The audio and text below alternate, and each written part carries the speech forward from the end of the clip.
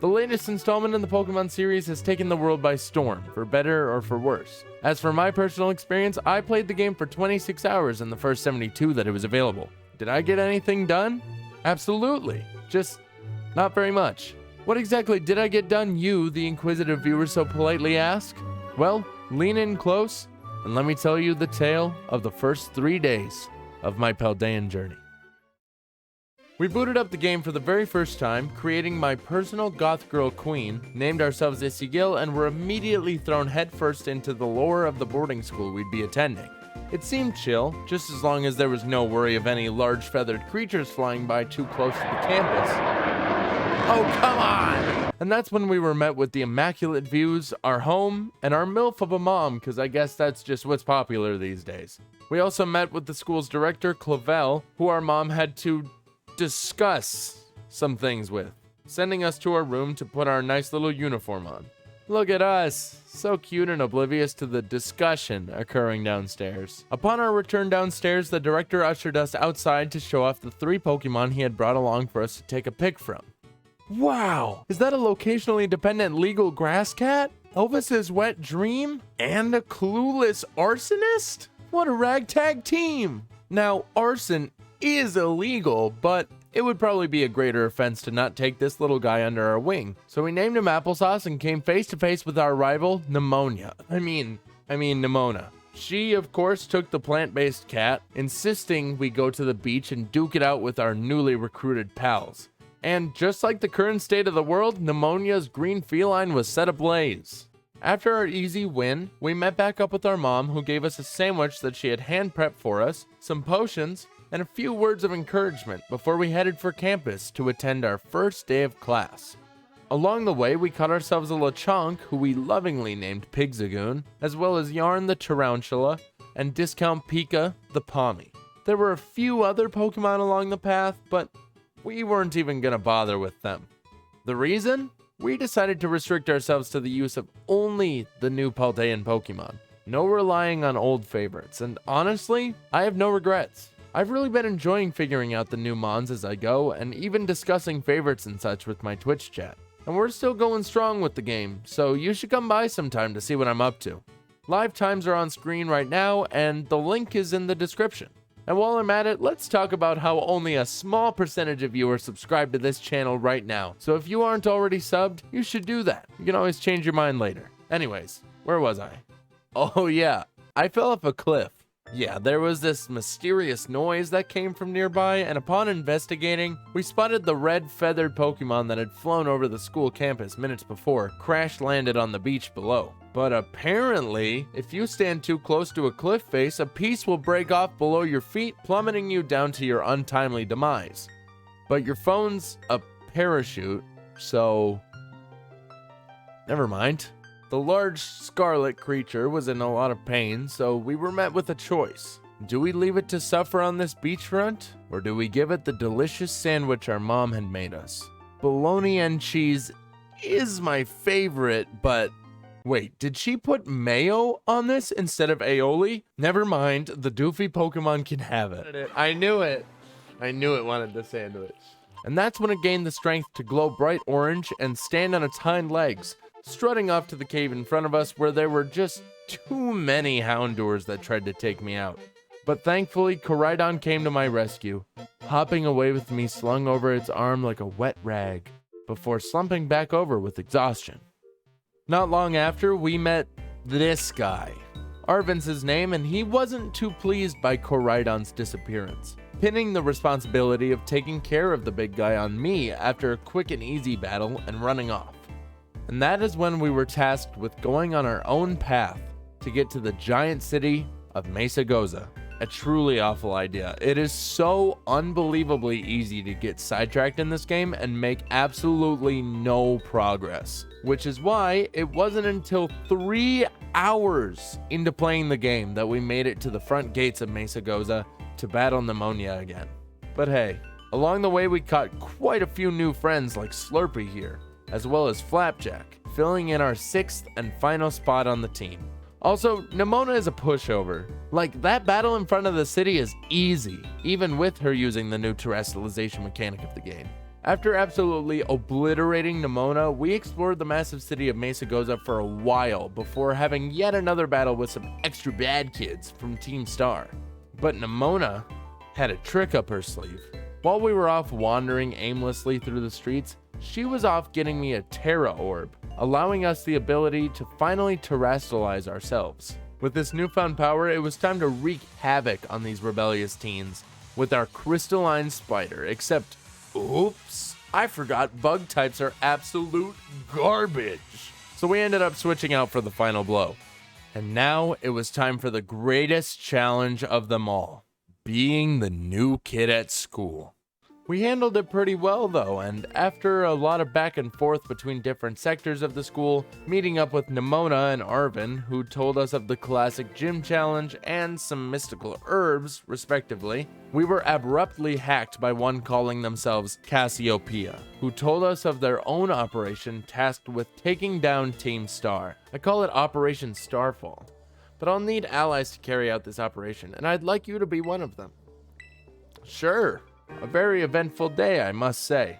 At the end of that exciting chain of events, we finally got to lay down, close our eyes, and sleep for, oh God, how long has it been? I missed all of my classes. I've just been sleeping here for months. And now it was time for the world to open up to us completely. I could go anywhere, do anything, and take my time with it. And boy, did I take my time. Seeing as it wasn't until 2 hours after we gained this regional access that I accomplished my first goal of beating the bug type gym in Cortando. This may be due in part to the fact that I needed to eat the Dominoes I had ordered, but I digress. We did catch a nice little friend along the way though. I named him Bean. It wasn't long after our victory that Applesauce finally evolved, giving us a slightly hunched, sombrero-wearing croc who fit the middle evolution formula perfectly. Not only that, but we finally came across the Pokemon that I had been yearning for since its announcement. Oh, Pog! Holy shit!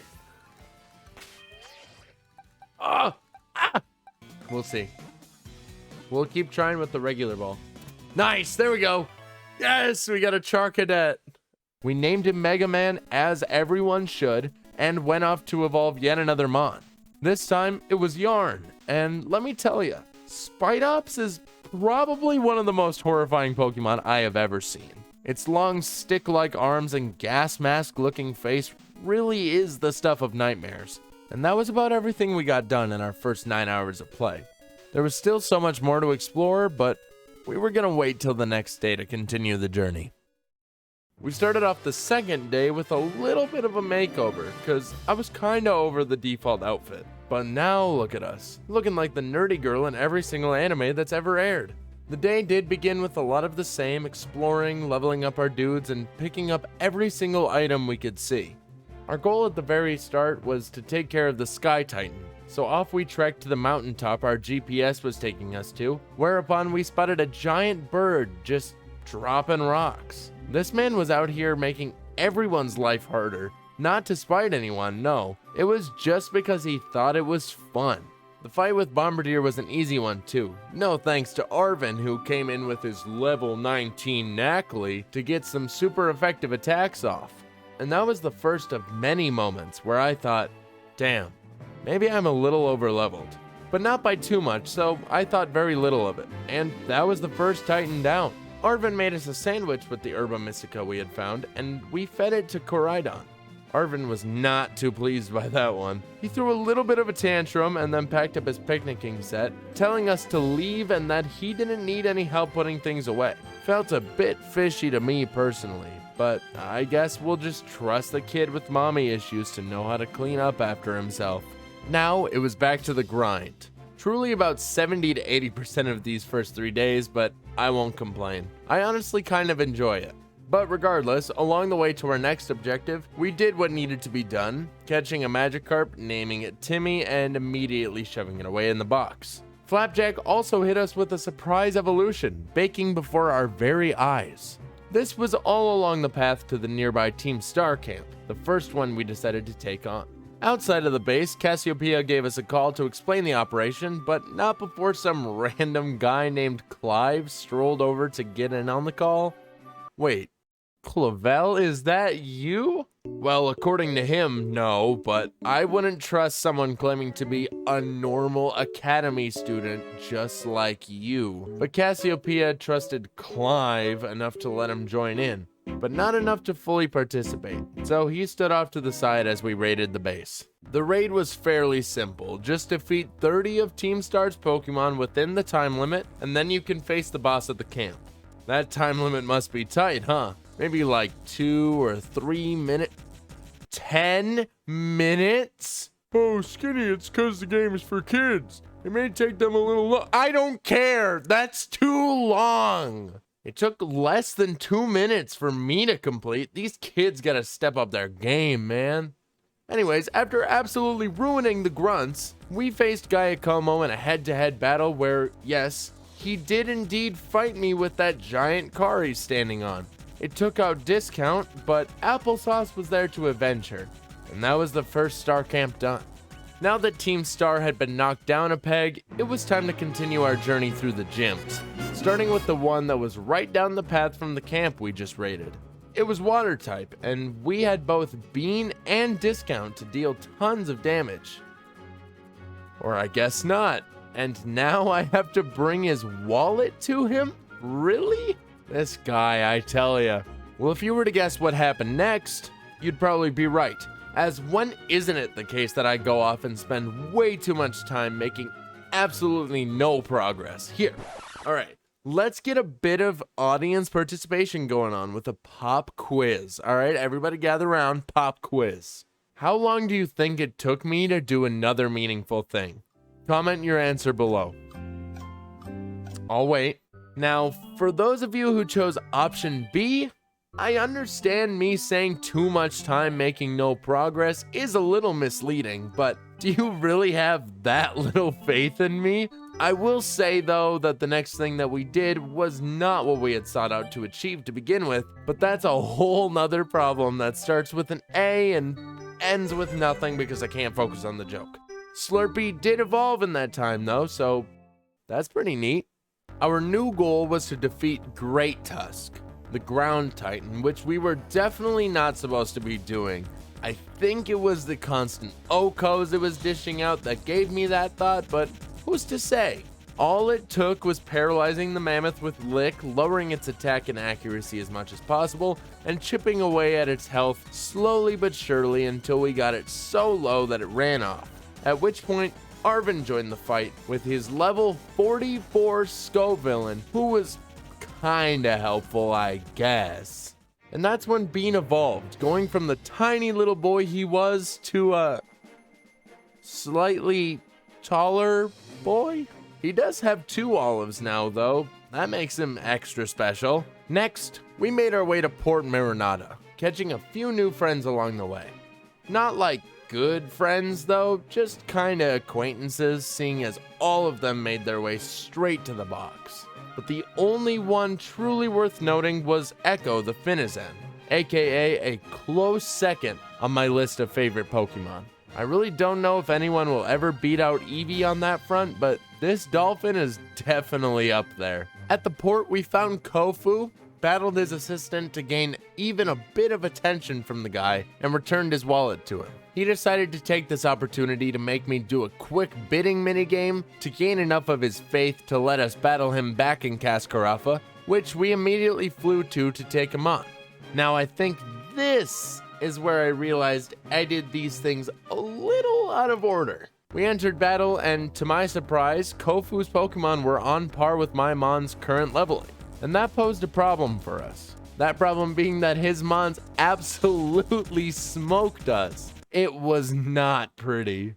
So we went back to grinding away, letting Discount roam free in order to evolve him into Pawmot. And yes, I had to walk around with this guy for a collective of about 30 minutes just to get a taller version. Turns out this was the key to victory though, getting a lucky paralysis off on Kofu's Crabominable and taking him out with one last Thundershock. Finally, after 20 hours of playtime, I got my second gym badge. And now that we had completed the water gym, it was time to add Mega Man to the team, as I yearned for Armarouge on the team, regardless of our pre-existing fire type. It was also almost time for the grass type gym, so this was gonna work perfectly. So we headed over that way and... Oh, wait, I didn't beat the gym? Did I even attempt? No, just ran around for a while, I guess. Classic. Well, I guess we were saving that for the third and final day of our Pokemon Marathon. So let's hop on over to that right now. It was now the next day, about 12 hours after ending stream the night before, and it was time for the grass gym. Or never mind, I guess not. Apparently, I deemed it more important to catch all the different colored plumages of the Pokemon Squawkabill. Is there something wrong with me? Like, for real, there's gotta be an explanation for this. Like, oh yeah, fair enough. Yeah, that makes sense. When we did eventually get around to attempting the gym, Pneumonia decided it was time for a battle. She stepped onto the turf with confidence and sent out a level 21 Rockruff. She was easy. The fight against the leader Brassius was no different. His first Pokemon, a level 16 Petalil. His last, about 10 seconds later, a level 17 Sudowoodo with Grass Terra type. The only reason he held on for a turn was sturdy and his damage output was subpar. And for the first time, we had obtained a piece of game progression within the first hour of streaming. Go us! Our next goal ended up being the nearby Team Star Fire Crew base, which we attempted to glide over to the entrance, but they didn't appreciate that very much. Upon approaching from the proper side, definitely not Director Clavel was there to meet with us. Quite suspiciously, might I add. One short call from Cassiopeia later, and we were pushing our way through the gates. It was the same as the previously defeated Dark Crew, taking down Mon after Mon until we were finally given the chance to face off against Punk Mommy. I mean Mela. Her Torkoal gave us a bit of trouble with it casting a drought upon the field, but after that dissipated, it was smooth sailing to our second star badge. As we left the base, Cassiopeia gave us another call, and Penny showed up soon after to deliver the goods. The whole operation was starting to feel a little sus, not gonna lie, but we'll keep trusting them, cause why not? We set our next destination to be one of the Titans, specifically Cloth, the Rock-type Titan, and set out on another journey. It wasn't too far away from the Fire Crew base. All we had to do was go this way, then take a left and a right, go up this hill, through this river, down this hill, past this island, over to these cliffs, and perfect. Arvin is calling me. Yellow. Yeah, I'm by the Titan right now. Well, this is a Titan location, isn't it? Well, I guess I'll just do this one first, then. We're at the wrong one. How on earth did I get all the way over here? Whatever, let's just take care of this Titan while we're here. Might as well. Along the path to the Steel Titan, I found many new Pokemon to catch, including this dude. Look at him in his little car engine self. What type are you, little guy? Steel Poison? I have no clue how good or bad that type combo is, but I'm here for it. We named him Mater and continued our search for the Pokemon in hiding. A few minutes later, and we exited a short tunnel only to find this sticking out of the ground.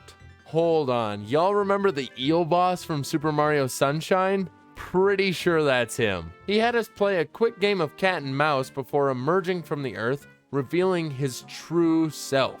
The doofiest Steel-type Pokemon I'd ever seen in my life. Give me your entire stock!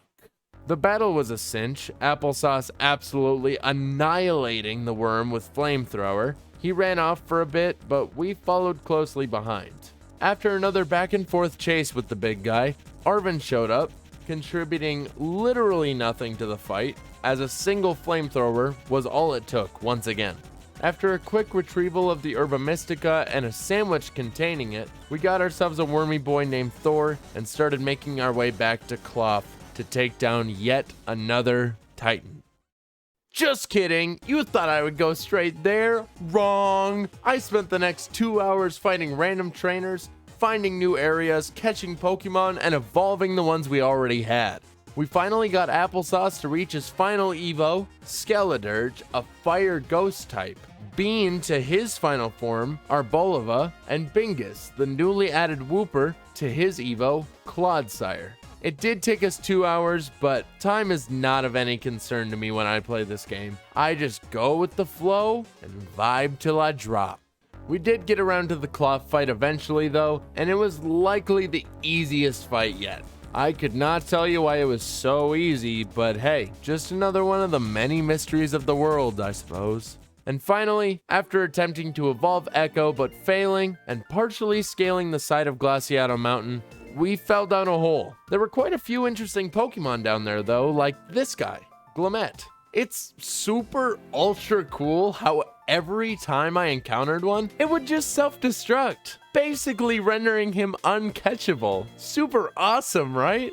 I did manage to catch one eventually, but we'll save that invigorating tale for another time. In the meantime, make sure you're subscribed so you can listen to me explain how the next 3 days went in excruciating detail. But until then, as always, have a good one, stay safe, and I'll see you around.